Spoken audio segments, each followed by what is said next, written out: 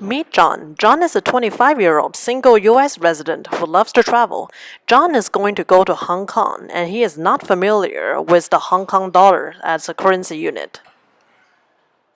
On his first day, John decides to bring a random amount of currency with him, and he goes to a restaurant. After he finishes eating, he realizes that he did not bring enough with him. John ends up having to stay and wash the dishes because he couldn't pay for his meal. Not wanting the same mistake to happen again, John goes to currency exchange the next day and gets a lot of Hong Kong dollars. However, as soon as he leaves, the money gets stolen. Maybe he shouldn't have converted so much. The next day, John is out and about and looking for some coffee to buy.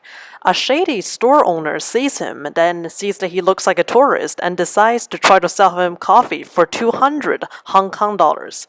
John does not know how much this is in US dollars, and he decides to just buy it. Later on, he realizes that he spent $30 on the coffee. He just got ripped off. After John returns home, he realizes that he has seriously overspent while in Hong Kong. Now he doesn't have enough to pay his rent. John knew that he should have done a better job of keeping track of his budget, but his hands were full while he was traveling, and he just couldn't manage to pull out his phone or get out a notebook to keep track of things. All this could have been avoided had he had something that he could just wear on his wrist. John's problems are about to be over because now he has Plutus. Using Plutus, John can make a budget plan for a foreign country. This time, John wants to go to Afghan. John chooses that he is going there for 5 days, and he selects his budget for transportation, food, living, and other.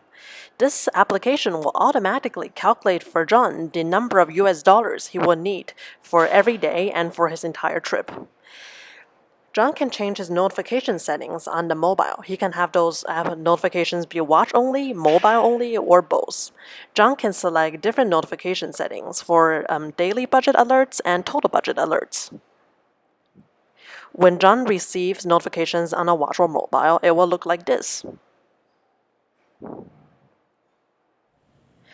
When John is deciding whether to buy something or not, he uses the currency calculator. 500. John speaks a number, and this will automatically calculate for him how much that is in US dollars. John can also use this to add expenditure. 12.